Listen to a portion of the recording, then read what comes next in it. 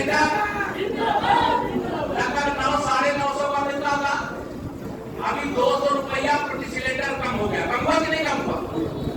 Samajwadi party के मुखिया अखिलेश यादव और उनके पूरे के अधिकार को दूर दूर करने के लिए हमारे हमें इस बात का गर्व होना चाहिए कि हमारे प्रधानमंत्री जी सबका साथ सबका विकास की बात करते हुए देश को शून्य से शिखर की ओर ले जाने का काम कर रहे हैं।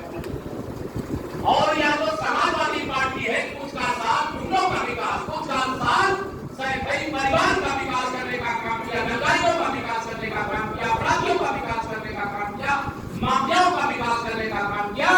और मैंने 300 रुपए, इसमें से हमारे बहुत सारे जो साथी आए हैं उसमें कई लोग किसान भी होंगे, आएंगे ना किसान, जिनको प्रधानमंत्री किसान सम्मान निधि आती होगी, तो पूरी तो ऐसा आती है कि उसने 300 किया था। बताओ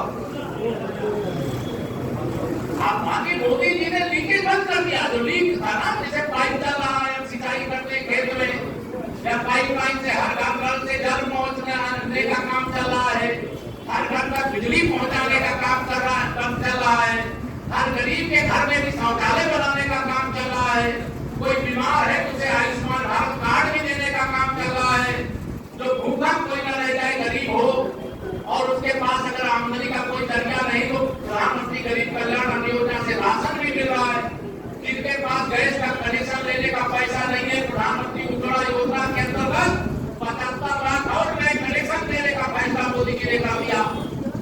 अब ये जो भ्रष्टाचार करने वाले थे बड़े नाराज है मोदी जी से, मैंने मोदी जी ने बहुत किया।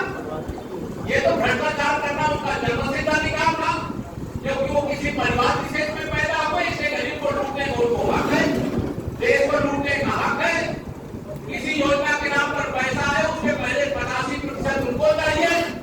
मोदी जी ने कहा मैं गरीब माँ बाप का बेटा हूँ और गरीब माँ बाप का बेटा होने के कारण से मैं बेईमानी को नहीं करता, और जिन लोगों ने बेईमानी किया है उन्होंने याद है कि आपको कि ना खाऊंगा ना खाने दूंगा, और जिसने भी खाया है मेरे गरीब का लूट करके, किसान का लूट करके, देश का लूट करके, उसे भी वसूल करके मैं फिर से गरीबों की झोली और किसानों की झोली और गांव के विकास में लगा दूंगा। बड़े परेशान है, इनको लगता है तीसरी बार मोदी सरकार आ गई तो अभी तो जांच हो रही है, और तीसरी बार आएंगे तो जांच पूरी हो जाएगी, और अगर जांच पूरी हो जाएगी तो जगह कहां होगी बेईमानों की? कहां होगी? जेल में होगी। ये जेल जाने के डर से मुंबई में करता है, ध्यान रखना है आपको। इनका कोई एजेंडा नहीं है कि घोसी का विकास हो जाए, इनका कोई एजेंडा नहीं है कि उत्तर प्रदेश का विकास हो जाए, देश का विकास हो जाए, देश की सीमाएं सुरक्षित रहे, देश का नाम बढ़े, मान बढ़े, सम्मान बढ़े। इनका कोई एजेंडा नहीं है। इनका एक सूत्री एजेंडा है कि 2024 में तीसरी बार मोदी सरकार ना बनने पावे।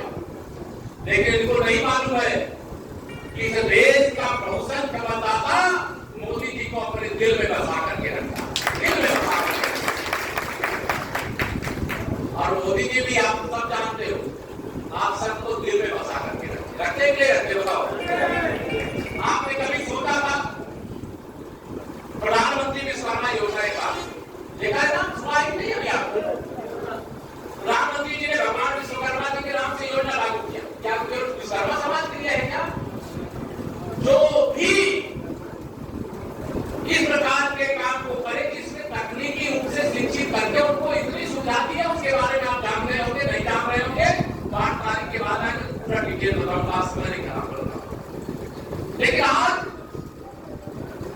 हमें इस बात का गर्व होना चाहिए कि हमारे प्रधानमंत्री जी सबका साथ सबका विकास की बात करते हुए देश को शून्य से शिखर की ओर ले जाने का काम कर रहे हैं। और यह जो समाजवादी पार्टी है, कुछ का साथ गुंडों का विकास, कुछ का साथ कई परिवार का विकास करने का काम किया, दंगाइयों का विकास करने का काम किया, अपराधियों का विकास करने का काम किया, माफियाओं का विकास करने का काम किया।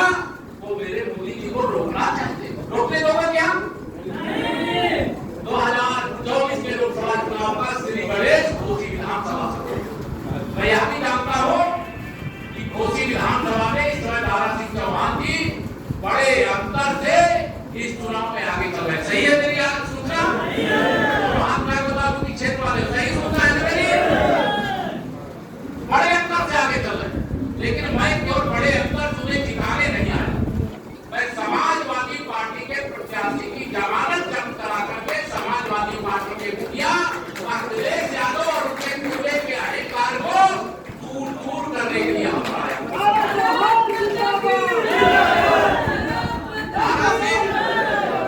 पिछड़ी जाति से आता तो एक दुनिया चौहान है, उनके बारे में अपमानजनक शब्द का प्रयोग करना पूरे पिछड़े वर्ग का, पूरे अनुसूचित वर्ग का, पूरे गरीब वर्ग का अपमान है कि नहीं बताओ? जिंदाबाद जिंदाबाद। इस अपमान का बदला हमें लेना चाहिए। बस मैं इतना ही आपके अंदर में ये भी रखता हूँ, हनुमान जी की तरह शक्तिशाली हुआ। आप कहोगे कैसे हम शक्तिशाली हैं? तो मैं बता रहा हूँ इसलिए शक्तिशाली है कि 2014 में उत्तर प्रदेश का मुख्यमंत्री कौन था? याद है? बुलाते यही अखिलेश यादव जी थे। आपने उत्तर प्रदेश में 73 लोकसभा सीटें मऊ के साथ साथ जिताने का काम किया था कि नहीं किया? बताओ।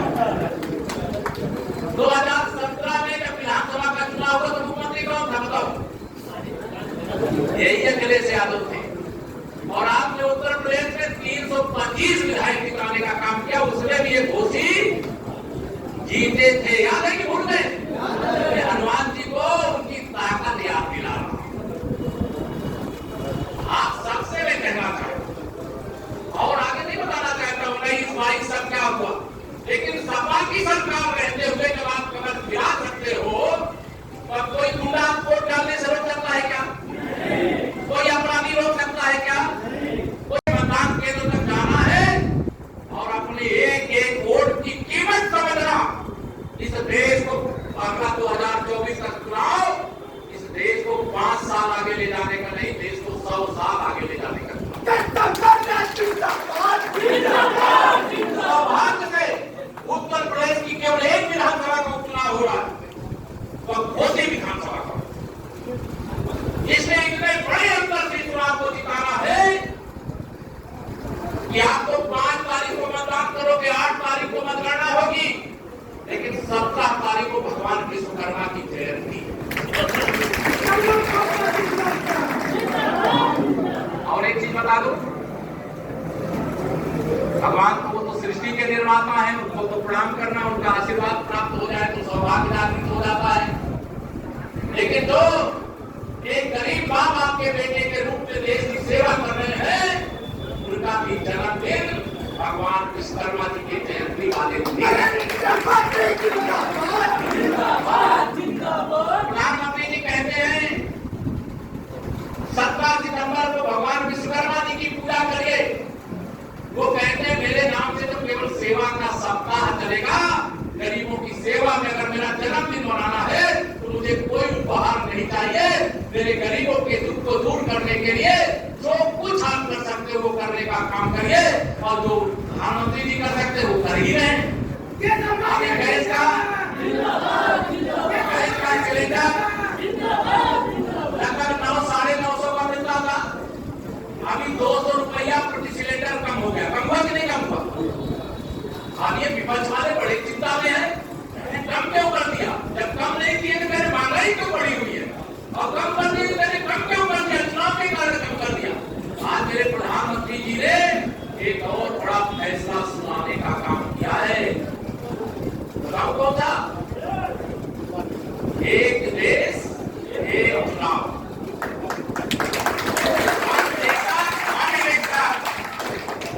आज निवर्तमान राष्ट्रपति आदरणीय रामनाथ कोविंद जी की अध्यक्षता में एक देश एक चुनाव, जब भी कोई कम चुनाव नहीं होना चाहिए। इससे विकास भी रुकता है, पैसा भी बर्बाद होता है, और गरीब को सबसे ज्यादा कठिनाई का सामना करना है। और आज जब एक भारत श्रेष्ठ भारत के लिए एक देश एक चुनाव का ऐलान किया तो हालत खराब हो गई विपक्षियों की। ये ध्यान भटकाने के लिए जरा पूछना मुझसे, एक देश में एक साथ चुनाव होने से ध्यान भटकाने का है कि जनता का पैसा बचाने का चुनाव?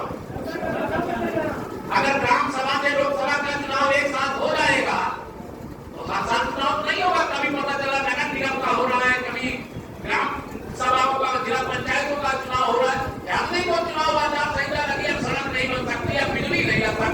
अब हैंडपंप नहीं लग सकता, अब गरीब कल्याण की योजनाएं आगे नहीं बढ़ सकती। मोदी जी ने कहा ये सब बंद करो भाई, एक देश एक चुनाव। जैसे काश्मीर में क्या था, काश्मीर में एक देश दो निजाम, दो विधान संविधान और दो प्रधान, यानी वहां प्रधानमंत्री भी अलग बनता था, वहां का संविधान भी अलग था, वहां का झंडा भी अलग था।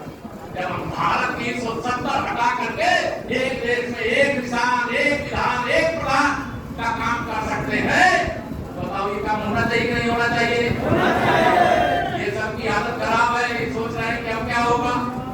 अरे यही होगा कि जब 2024 का लोकसभा चुनाव होगा तो जो नई लोकसभा बना करके मेरे प्रधानमंत्री जी ने तैयार की, तुम उसके उद्घाटन समारोह में नहीं गए थे, हो सकता है जनता तुमको उस संसद भवन में बैठने के लायक ही ना छोड़े। भारतीय जनता पार्टी जिंदाबाद, जिंदाबाद, इसलिए मैं आप सबसे नरेंद्र मोदी के समोया, जिंदाबाद, जिंदाबाद, नरेंद्र मोदी के समोया, जिंदाबाद, जिंदाबाद। कहूंगा कि 5 सितंबर के मतदान के लिए पूरी ताकत से जो लोग लगेंगे आज से अभी से जाकर यहाँ फिर अपने फोटो खिंचाने के लिए आगे बात आऊंगा। हमें कृष्णलाल जी को भी निवेदन कर दे रहा हूँ, हंसराज जी को भी निवेदन कर दे रहा हूँ, सांसद जी आपको भी निवेदन कर रहा हूँ। तो मैं फोटो फिर खिंचा दिया जाए। इस समय अर्जुन जैसे चिड़िया की आंख को निशाना बनाए थे, आप अपने मतदान केंद्र पर केंद्रित हो जाइए। आप अपने मतदान केंद्र द्वार का बूथ है, वहाँ सपा प्रत्याशी की जमानत जब्त करा दीजिए। विधानसभा में तो जमानत सपा की वैसे ही जब्त हो जाए। भारतीय जनता पार्टी जिंदाबाद, जिंदाबाद, जिंदेगा। अपना बूथ जी सकते हो, जी सकते हैं, आप तो जी सकते हो, पूरी ताकत लगाओगे। बस मैं आप सबसे और बातें में 8 तारीख के बाद तुमको तय कर लेंगे तारीख। आज के दिन इतना ही निवेदन करता हूँ और आप सबको मैं फोटो नहीं खिंचा पाऊंगा, कई बड़े बुजुर्गों को प्रणाम नहीं कर पाऊंगा, आपका समय नहीं खराब करना, इसलिए क्षमा चाहते हुए आप सबसे यही विनती है कि 5 सितंबर तक जाइए।